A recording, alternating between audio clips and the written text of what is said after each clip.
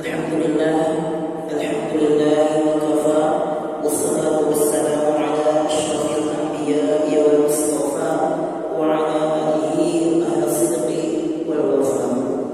Nahmaduhu subhanahu ala waziri ni'amihi haqqa hamdihi wa nashkuru subhanahu ala waziri fadlihi haqqa syukrihi. Amma ba'd. Allahumma barik lana fi Rajab wa Sya'ban wa ballighna Ramadan. Allahumma barik lana fi Rajab wa Sya'ban wa ballighna Ramadan.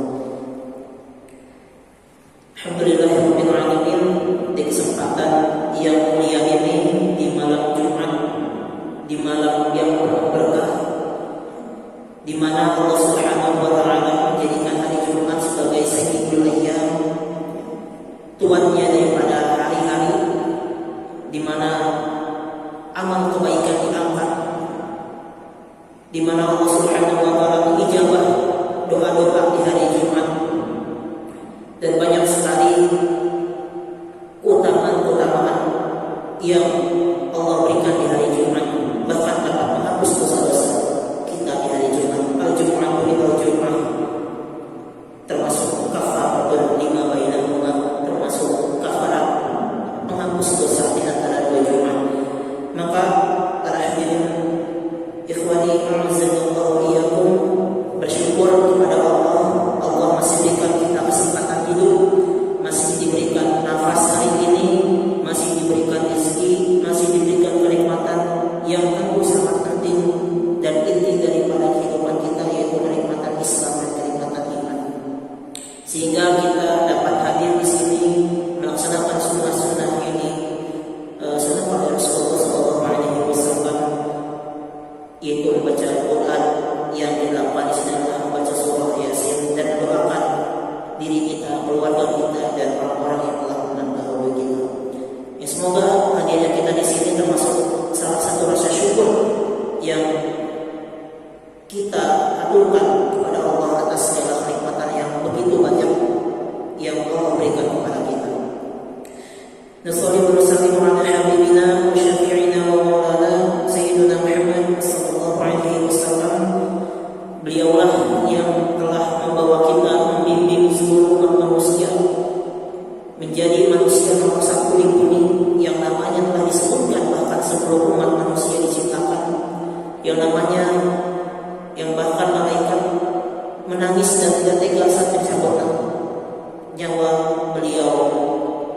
Begitu mulia dan sungguh hebat kehidupan uswah hasanah kita, yaitu Habibana Sayyidina Muhammad SAW beserta para sahabatnya, tabi'un tabi'in, tuman.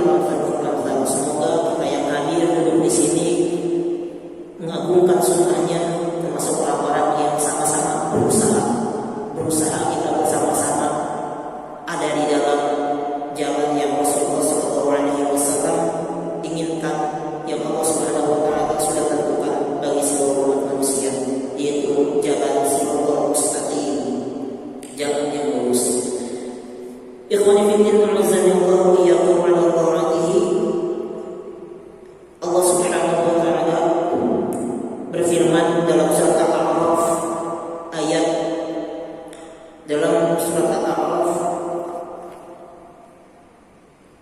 27, ya bani Adam la yaftinannakum asy-syaitan kama akhraja abawaykum minal jannah yanzi'u 'anhuma libasahuma liyuriyahuma sawatihima innahu yarakum huwa wa qabiluhu min haythu la tarawnahum inna ja'alna asy-syayatina awliya'a lilladzina la yu'minun. Shadaqallahu 'azim, shadaqa rasulul karim, wa nahnu 'ala dzalika minasyahidin wa syakirin. Amin. Ikhwani fillah rahimakumullah, setelah kemarin kita sedikit membahas tentang 4 syarat yang iblis lakukan untuk menjerumuskan Nabi Adam alaihissalam beserta Hawa ke dalam larangan Allah Subhanahu wa taala, ke dalam untuk melanggar perintah Allah. Maka pada kesempatan kali ini di ayat 27 Allah Subhanahu wa taala menulis tentang berfirman dengan begitu jelasnya, dengan kalimat yang lugas, dengan kalimat yang begitu tegas, langsung secara spontan Allah jelaskan, ya Bani Adam, wahai Bani Adam. Bani Adam itu berarti kita, cucu-cucunya Nabi Adam yang lahir di muka bumi saat ini, yang sedang hidup saat ini. La yaftinannakum syaitan, kata Allah dalam ayat dalam Al-A'raf ayat 27 ini. Wahai cucu Adam, janganlah kamu sampai tertipu. La yaftinannakum syaitan. Di sana Allah gunakan nun taukid, Allah tegaskan, jangan kamu benar-benar sampai kamu tertipu oleh tipuan syaitan yang 4 yang kemarin sudah kita jelaskan. Kama akhraja abawaykum minal jannah. Di sini Allah bahkan garis bawahi kama akhraja abawaykum minal jannah, sebagaimana syaitan telah mengeluarkan akhraja abawaykum, kedua orang tuamu yaitu Hawa, Adam dan Hawa, minal jannah, dari surganya Allah. Liyuriyahuma sawatihima, agar menampakkan aurat-aurat mereka. Innahu yarakum, sungguhnya syaitan melihat kalian, memperhatikan kalian, mengawasi kalian. Yarakum huwa wa qabiluhu, dan kabilah-kabilahnya dan teman-temannya dan anggota-anggotanya, baik itu minal jinni wa minal jinnati wan nas, kata Allah dalam surat An-Nas. Huwa wa qabiluhu min haitsu la tarawnahu. Syaitan mengawasi kita dari tempat yang tidak kita ketahui. Lalu di akhir ayat, inna ja'alna syayatin, kata Allah, sungguhnya kami telah menjadikan syaitan auliya, wali, penolong, idola, pemimpin, auliya lil ladzina la yu'minun, bagi orang-orang yang tidak beriman kepada Allah Subhanahu wa taala. Ikhwan fillah rahimakumullah, begitu jelas Allah Subhanahu wa taala menuliskan, memperingatkan kita, saya, para hadirin sekalian, dan mungkin yang mendengarkan, agar sama-sama kita berhati-hati dari fitnah syaitan, di mana syaitan dengan antek-anteknya, dengan golongan-golongannya, baik dari manusia maupun dari bangsa jin ataupun dari bangsa manusia, itu mengawasi kita. Karena pada dasarnya syaitan adalah sebagai bentuk ujian bagi manusia. Tabarakalladzi biyadihil mulku wa huwa 'ala kulli syai'in qadir, alladzi khalaqal mauta wal hayata liyabluwakum ayyukum ahsanu 'amala wa huwal 'azizul ghafur. Kata Allah Subhanahu wa taala bahwa Allah menciptakan adanya hidup dan mati tentunya dalam rangka ujian. Nah, pertanyaannya, siapa yang menjadi pengujinya? Maka di sana Allah tempatkan syaitan, iblis laknatullah alaihi, yang sebagaimana kita sudah bahas bersama-sama, untuk tugasnya adalah untuk menjerumuskan manusia ke dalam kesalahan dan melakukan dosa-dosa yang melanggar perintah Allah Subhanahu wa taala. Maka pada dasarnya hidup kita adalah pertarungan, dari mulai kita bangun tidur hingga tidur kembali 24 jam per 7 setiap hari, sampai akhirnya kita menghembuskan nafas terakhir. Pada dasarnya itu adalah pertarungan antara kita dengan syaitan, dengan iblis laknatullah alaihi. Siapakah yang mampu bertahan dalam ketaatan kepada Allah Subhanahu wa taala sampai akhir hayatnya?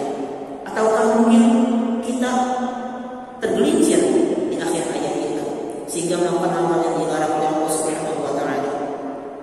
Maka Rasulullah SAW bersabda, innamal a'malu bil khawatim, sesungguhnya amal itu tergantung akhirnya, khawatim, akhirnya.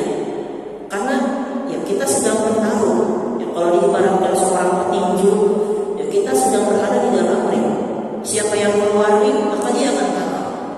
Musuh kita adalah syaitan, iblis, yang kekuatannya, pengalamannya dalam menggoda manusia sudah ada sejak awal, yang bahkan bisa menggoda Nabi Adam alaihissalam yang sudah melihat Allah secara langsung.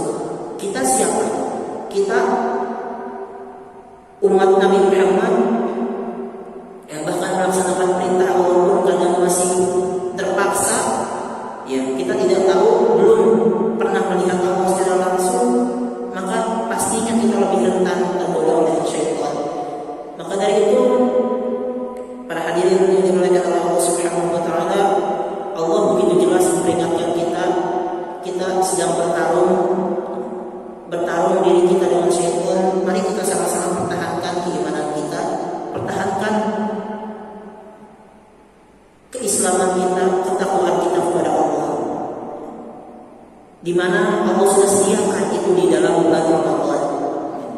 1 bulan Allah berikan kepada manusia untuk gencatan senjata dengan para syaitan.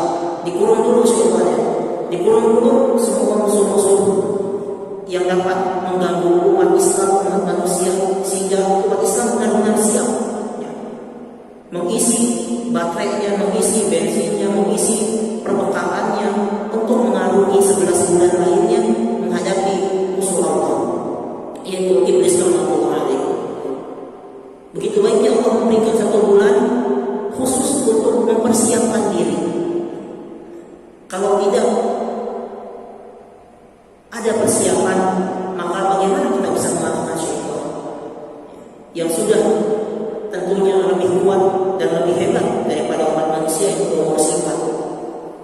Ikhwani fillah rahimakumullah, setelah Nabi Adam alaihissalam melanggar perintah Allah, maka Nabi Adam alaihissalam dikeluarkan dari surganya Allah Subhanahu wa taala, sebagaimana Allah firmankan di dalam surat Al-Baqarah. Dalam surat Al-Baqarah dari mulai ayat 36 sampai 37, fa'azallahum asy-syaitanu 'anha, maka syaitan menggelincirkan Nabi Adam dari surga. Fa'akhrajahuma mimma kana fihi, qulna ihbitu ba'dukum li ba'din 'aduwwun wa lakum fil ardi mustaqarrun wa mata'un ila hin. Allah turunkan Nabi Adam ke muka bumi untuk menjalani kehidupan.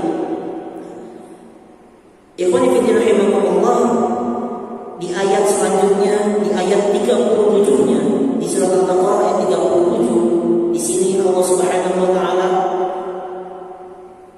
memberikan gambaran bagaimana Nabi Adam alaihissalam dapat bertaubat. Bagaimana Nabi Adam alaihissalam mampu menerima bertaubat dan Allah menerima taubatnya. Maka Nabi Adam sampaikan, "Fatalaqa Adamu min rabbih kalimat fataba 'alaihi innahu huwat tawwabur rahim." Kemudian Adam menerima beberapa kalimat dari Tuhannya, lalu dia pun menerima taubatnya. Allah Maha Pemberi taubat, Maha Penyayang.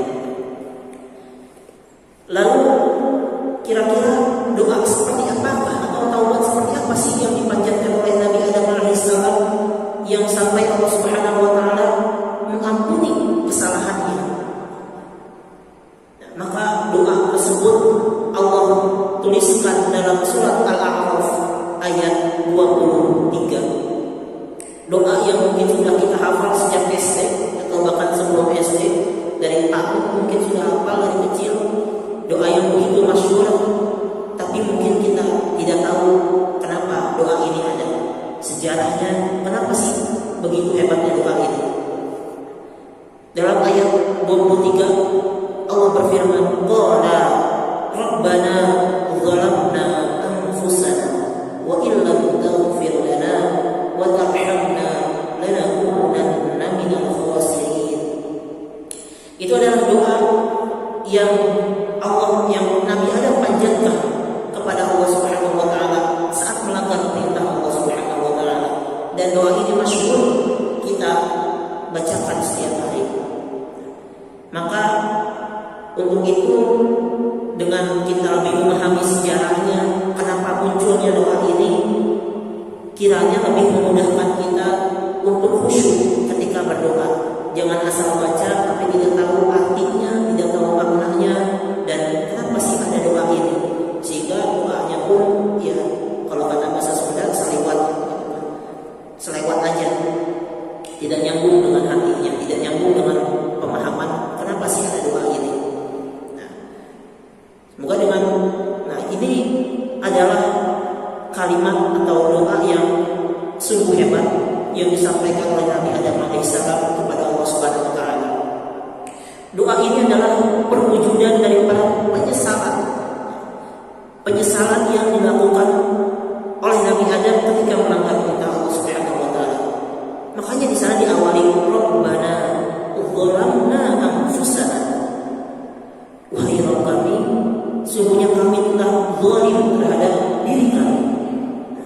Wa illam taghfir lana, jika Engkau tidak mengampuni kami, wa tarhamna, dan memberikan rahmat kepada kami, lanakunanna minal khasirin, maksudnya kami termasuk orang-orang yang akan merugi. Maka dari itu beberapa ulama menyimpulkan bagaimana sih taubat yang nasuha itu. Taubat nasuha adalah pertama-tama dilalui atau dilakukan dengan menyadari semua kesalahan yang kita lakukan, menyesali dan menyadari bahwa kita melakukan kesalahan. Itulah syarat yang pertama untuk melakukan taubatan nasuha. Kalau tidak sadar, kalau tidak mengakui kesalahan, maka bagaimana Allah Subhanahu wa taala akan menerima kesungguhan kita dalam bertaubat? Dan itulah yang dilakukan oleh Nabi Adam alaihissalam. Nabi Adam bersaksi bahwa dirinya berbuat kesalahan, berbuat dosa, berbuat maksiat, melanggar perintah Allah Subhanahu wa taala. Walaupun hanya satu perintah, tapi Nabi Adam bersungguh-sungguh, sehingga kata Allah dalam surat Al-Baqarah ayat 37 tadi, fataba alaihi, maka Allah Subhanahu wa taala memberikan ampunan kepadanya. Maka kesimpulannya pada hari ini, ikhwan fillah rahimakumullah, dari akhir cerita Nabi Adam alaihissalam sampai diturunkan ke muka bumi, diakhiri dengan penuh dengan doa yang sangat hebat yang kita baca setiap hari, yang harusnya kita dakwakan setiap hari dan kita maknai bersama-sama. Ikhwani fillah azanallahu wa iyyakum ala rahmatihi. Maka sebelum Ramadan, Rasulullah SAW di bulan Sya'ban selalu, bahkan di bulan Sya'ban Rasul, kata para sahabat, mengencangkan ikat pinggangnya, artinya melakukan banyak sahur dan melakukan banyak ibadah-ibadah lainnya untuk mempersiapkan diri ke bulan Ramadan. Maka dari itu pesannya di hari ini, mari bersama-sama kita yang hadir, saya dan para hadirin dan mungkin yang mendengarkan, mempersiapkan diri dengan cara apa? Bermuhasabah, melirik kembali dosa-dosa, meminta ampunan kepada Allah dengan menyesali semua perbuatan kita. Kita sadari bahwa kita bersalah, jangan mengaku benar dengan rasa paling benar, karena Allah sangat membenci hal itu. Fala tuzakku anfusakum, jangan engkau merasa dirimu suci, membenarkan diri sendiri, diri lebih baik daripada orang lain. Fala tuzakku anfusakum, inna Allahu yuzakki man yasha, karena Allah membersihkan, menyucikan siapapun yang Dia kehendaki, bukan yang kita kehendaki, tapi yang Allah kehendaki. Maka tugas kita adalah menyesali sebelum masuk Ramadan, agar kita mendapat persiapan kita untuk memasuki bulan Ramadan lebih siap, dan kita full mengisi bensin kita, mencharger iman kita di bulan Ramadan, dan keluar dari Ramadan siap bertempur dengan iblis Allah dan para tek-teknya untuk mempertahankan keimanan kita sampai akhir hayat. Kiranya hanya itu saja yang dapat disampaikan pada kali ini. Kurang lebihnya mohon maaf bila ada kesalahan itu murni dari diri pribadi yang kekurangan ilmu dan lain sebagainya. Bila ada kebenaran yang disampaikan dari wahyu Allah Subhanahu wa taala, maka itu sungguhnya murni daripada kebenaran Allah Subhanahu wa taala. Nastaghfirullah